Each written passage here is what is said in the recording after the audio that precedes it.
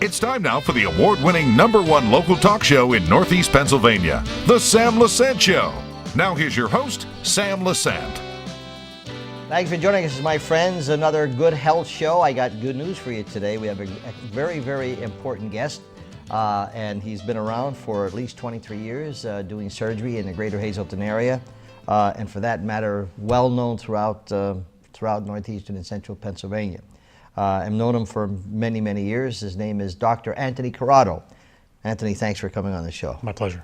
It's exciting because you've been busy for 23 years. Very. Now, you're a native of this area. I am. Right? Now, let me ask you a question. I like to ask people, like, when you were in high school, when did you decide that you wanted to go into medicine? Well, I kind of always wanted to go into medicine. I was always interested in how things worked in human anatomy, as long as I can remember. I don't know why. Yeah. Well, any members of your family in medicine? No. Just you decide. So, which college did you go to then? I went to St. Joe's in Philadelphia, and then Jefferson Medical College in Philadelphia. All right. So now the separation is: do you become a general practitioner? Do you become why? Well, no. You graduate when you graduate from medical school. You then decide what residency you're going to do or want to do, and then you match. And I matched in general surgery. And so you went in general surgery. You start with general surgery, yes. Yeah. What do you like about it? I love anatomy. Yeah. I love anatomy. Yeah. Now you're with Lehigh Valley Health Network. Yes. Okay. Why did the change? Well, when there were a lot of changes going on a few years ago, and then Lehigh Valley took over the hospital, and I over the last couple of years I really liked the direction they were heading with the hospital, and I thought it was time for me to be part of it. Tell me about Lehigh Valley in your eyes as a physician. Okay. How do you see Lehigh Valley Health Network? Very big network. It provides the area with excellent quality in town, but it also provides the area with the tertiary care center in Allentown, that if something can't be done in Hazleton, it can easily be sent there to be taken care of.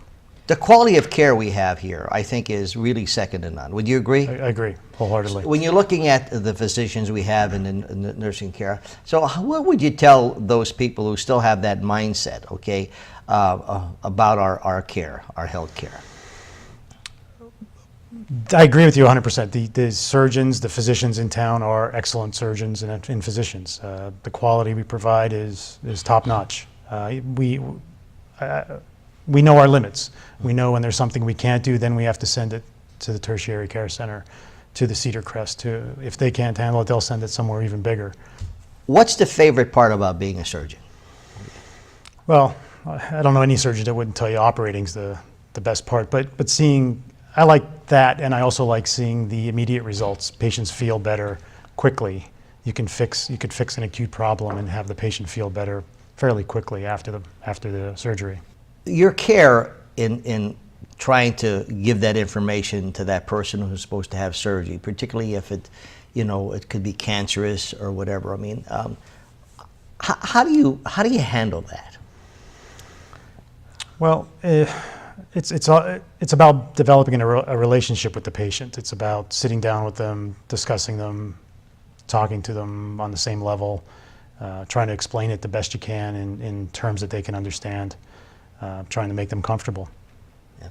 So the different degree, I mean, whether it's bowel removal or what is like the general? Well, I think it's all the same. I think it's how you deal with the patients and how you make them feel comfortable when you're talking to them and discussing what needs to be done.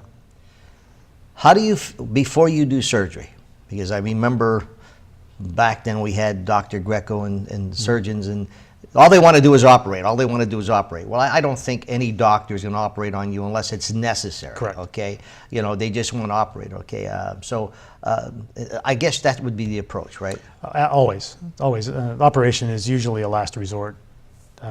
Many times we'll talk to them about medical management of certain conditions, and if they fail the medical management, then we proceed with surgery. There are some cases where surgery is the only option. And it's my job to educate the patient, make them feel comfortable, and discuss all the options. Like any successful business or anything, a family, you need a team. Okay, you have to have a working team. How do you find the team that you're working with the Lehigh Valley Health Network? Oh, it's great. It's great. They're always doing things to try to make it better for the patients and for the physicians, and it's a wonderful place to work. When do you, as a surgeon, consult? In other words, if you thinking that there's something that when do you consult? Because sometimes you're dealing with people who have big egos, okay? But a good doctor is going to make sure they know what they're doing. When do you decide? Well, obviously, if it's like you said before, if it's something we don't do in Hazleton, then we would discuss with the patient and tell them, you need to go to Allentown, you need to go somewhere else to have this done. It's just about developing a relationship with the patient, and both myself and the patient being comfortable. Are you general surgeon? General, and I do vascular also. Yeah. So what are some of what are some of the surgeries you do? Oh, I'm old, so I trained years ago when we did everything. So I do routine laparoscopic surgery, hernia surgery, gallbladders, colons. I do thoracic surgery. I do thoracic. Yeah. I do vascular surgery. I do just about everything. That must be a great challenge, though. Okay. I love it. Yeah. Now I'm going to take a break, but we're going to talk about robotics. Okay. Because I think that's you're one of the premier persons in northeastern Pennsylvania in robotics, folks. I'm talking to Dr. Anthony Carrato. He is now at the Wellness Center, and so if you want to contact him, it's his office. The number is 888. That's 3/8. 402-CARE, C-A-R-E, and you'll be able to get some information. We come back, we're going to talk about robotics. We were there on location, a Sam Lesante show, and we talked about robotics. We saw the machine. It's interesting. We'll be back right after this.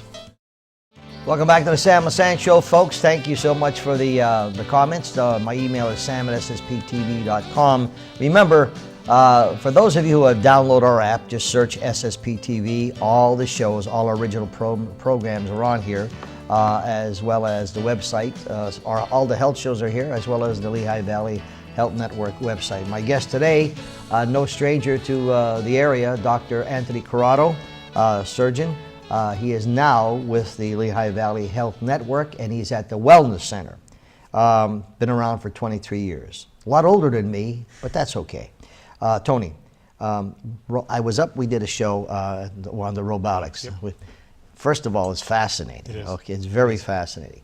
Number one, why did you decide to start going into robotics? Well, I think as one gets older, you have to keep up with education and new technology. So a few years ago, about 7 years ago, I decided that I wanted to pursue robots and learn how to do it. So about 6-7 years ago, I trained on robots and was certified and did all the training and started doing robotic surgery back then. All right, so what is the difference, okay, when you're talking about, like people think, like the first thing I thought was it's a machine. I'd much rather have that physical person looking at it and doing, other than what if he or she messes up with the robotics? I mean, how does that robotic thing work? Well, it's very similar to laparoscopic surgery, except it basically controls the instruments. Well, I shouldn't say that. The robot doesn't control the instrument. The surgeon still does. But the robot works in such a way where it takes the tension off the skin edges. And by taking the tension off the skin edges, it reduces the pain post-operatively. I basically make incisions, hook up the arms of the robot, and I go to a console next to the patient. And I work the arms from the console. The screen I have is three-dimensional. It's magnified. It gives me a crystal clear view of what's going on inside, a lot better than other techniques. But the main reason for less pain is it cuts down on the tension on the abdominal wall and decreases postoperative pain. So you have to make the cut. Yes. The robotics. I still do everything. I still run the robot. Yeah. But do you make the cut with the robot? No. You make the cut. Yep. Yeah. Make the cut the old way. Make small incisions. Put special instruments through the incisions. Then hook the robot up to these instruments. That's fascinating. It is. It really is fascinating, you know. And so the skill now, you know, it's like having the skill to know what to do, okay? Because you've been doing them for what, 6 years, 7 years? Yep, about that. Yeah. All right. The difference between regular surgery, okay, so and robotic surgery, what is it? Size of incision, the amount of post-operative pain, the quicker healing. Some things still can't be done robotically, but Such as? some of the more complex cancer surgeries, although they are trying to do as much, in the bigger centers and teaching hospitals, they are trying to do everything robotically. But standard of care for certain things is still not there. I mean, great benefit for GYN surgery, for urologic surgery, hernia surgery, gallbladders, reflux surgery to prevent acid reflux, colon surgery. Certain types of colon surgery can be done that way, decrease postoperative pain and quicker healing. Is it less time under the anesthetics, No, or it should be about the same. the same amount of time? Sometimes a little bit longer, but you should be about the same. When do you make the decision whether to use robotic surgery or whether you're going to do it, you know, without robotic?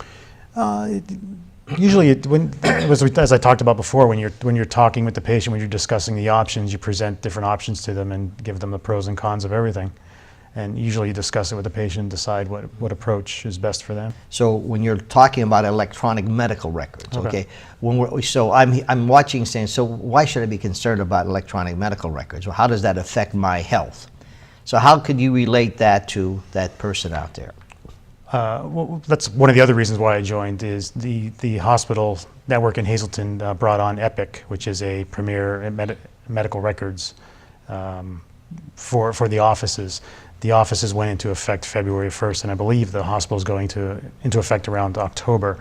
But what it can do is it can link, by going on the office computer, I can link to Cedar Crest, I could link to Penn, I could link to Geisinger, see what kind of care the patient's got, discuss patient's care with other physicians at other facilities through messaging on the Epic system. So it's a real advantage for patients. So that would help you in caring of the patient. Oh, absolutely. If I had a clinical question or something I wanted to present to another surgeon at Cedar Crest, I can always send them a note through the computer system. They can review the chart, review the studies, and then get back to me and see what they think if they agree with me or if they think there's a better option. Do you ever use teleconference? We use it at the hospital. We don't use it in our office yet, but we do use it at the hospital. And so getting back to the robotics, all right, let's say I'm in California and something happens, I get an attack and I have to have surgery, and they have robotic there. And can you, but I want Dr. Carrato, okay? So could you go to Hazleton at the robotic there and perform the surgery from the Hazleton Lehigh Valley Hospital? As of now, no, but I'm sure that'll be a thing of the future. Yeah. Yeah, because Will there be an expert who does only pancreatic surgery by robot? So someone will hook up the patient at wherever they are, and this expert will do the surgery from a console somewhere else. I could see that coming 10 years down the road. Is that right? Sure. I mean, that's going to be unbelievable. Speaking, you mentioned a pancreatic. When someone is told they have 4th stage pancreatic cancer, all right, is that a death sentence, or is there what can be done? In the old days, it used to be a death sentence, but nowadays there's a lot of chemotherapy advances and treatment advances, immunotherapy that can definitely prolong, sometimes cure. That's fantastic. Sure. How do you know? Because you know when you get to your 4th stage, what happened to 1st, 2nd, and 3rd stage? I mean, like, how come you didn't know? It went undetected. It's a lot of things. A lot of cancers grow without being detected. That's the unfortunate problem. Is there anything through physical checkups, through blood work, or anything that you can? Sometimes it's difficult. Sometimes it just presents when it's late stage. Is that right? Yeah. So there's nothing that you can do to know that something's happening. For certain types of cancer, there's screening protocols. For colon cancer, for example, There's certain screening protocols with colonoscopies where you have a colonoscopy every so many years depending on your family history and your history of polyps. But for other types of cancers, there aren't too many screening policies. They recently started a high-risk lung cancer screening protocol for people who smoke and are high risk to develop lung cancer. But most cancers, no. For years, okay, I've been talking about smoking. I have physicians on, I have any one of their brothers on, okay, and you know what breaks my heart, Tony, when I see these young kids in high school or college smoking, okay, and what, as a medical profession, what damage are they doing to themselves when they're smoking? Tremendous, tremendous damage. Cardiovascular, lungs, tremendous damage. Increasing cancer risk in many different organs. It's just like, you know, I see people smoking and, oh, here he comes, the pain in the butt, you know. And, well, I said, well, you know, it's the only vice I have, but the point is, it's bad vice. It's a bad vice, you know, it really is bad, you know. Then you have these people say, I'm 84 years old and I've been smoking all my life. That's rare, isn't it? They're lucky. You know, the old Italians, they're lucky. Yeah, they're big lucky. I mean, they say a lot of prayers, I'll tell you. My guest is Dr. Anthony Carrato, folks. He is now with the Lehigh Valley Health Network. Great doctor, great surgeon, has a great reputation. We're very fortunate to have him and many other doctors that we have in our area. We'll be back right after this.